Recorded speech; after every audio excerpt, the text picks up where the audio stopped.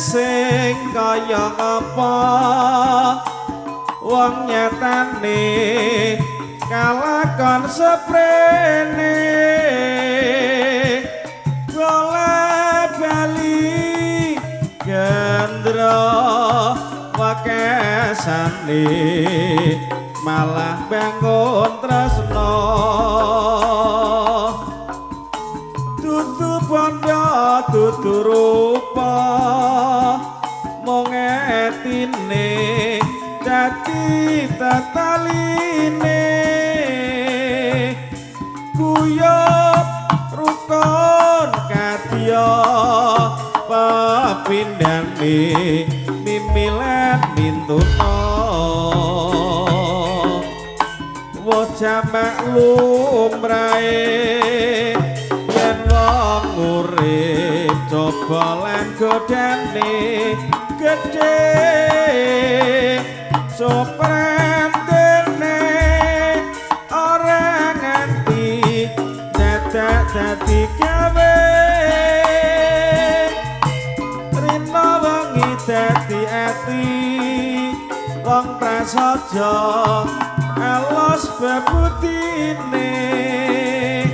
sabar teku mati momong putra alus bebutine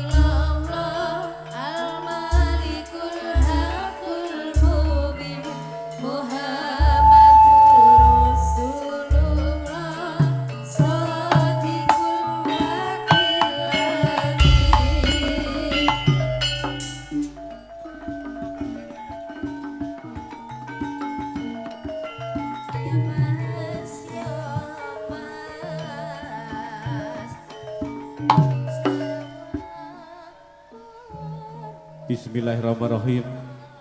Assalamualaikum warahmatullahi wabarakatuh. Saderengipun kawula ngaturaken wilujeng dalu dumateng para rawuh lan ugi dumateng para penonton ingkang dalu menika sami rawuh wonten Nakulopak wonten dalu menika. Nuwun kawula nuwun wonten ing pahargyan dalu menika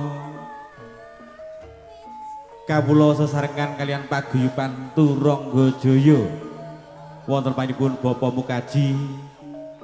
selaku ketuanipun paguyuban wonten ing dalu menika ingkang kula hormati. Saderengipun dumateng segenap keluarga besar dari Nakulopak ugi ingkang kula hormati, khususipun dari karyawan karyawati ugi ingkang kula hormati, dumateng panjenenganipun Bapak Kepala Desa ingkang kula hormati, khususipun dumateng para sesepuh dalasan para aji sepuh ingkang kula hormati, para bapak dalasan para ibu, para rawuh sedaya ingkang rawuh wonten Nakulopak ugi ingkang kawula hormati.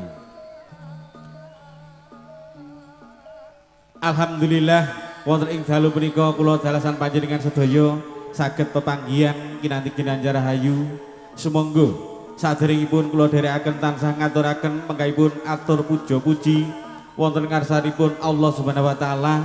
ingkang dalu punika sampun ngalimpahaken rahmat taufik saha hidayahipun dumateng kula panjenengan sedaya sahingga wonten ing dalu niki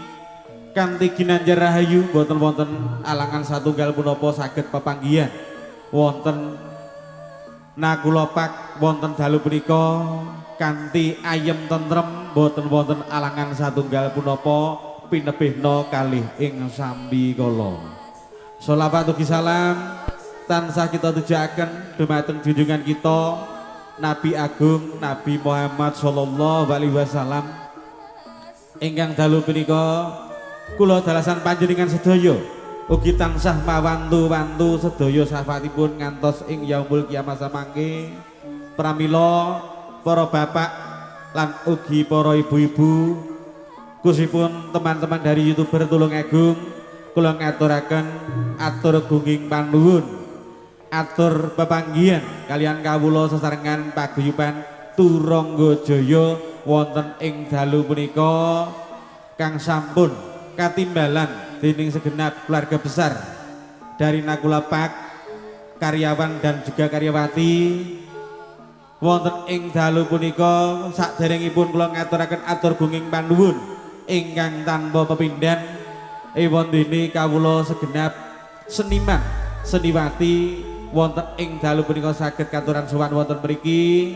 ingkang kala wau saperlu dari Nakulopak ngaturaken pembukaan nggih menika pembukaan wahana enggal. Mugi samangke anggenipun ngaturaken wahana enggal tansah saged angrembaka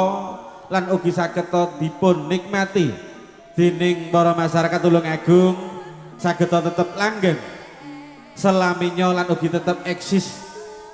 pariwisata wonten ing dalu menika sesarengan kalian keluarga besar wonten ing dalu punika ingkang sampun animbali kawula sak kanca rombongan wonten ing dalu punika. Mugi samangke sedaya amal soleh saking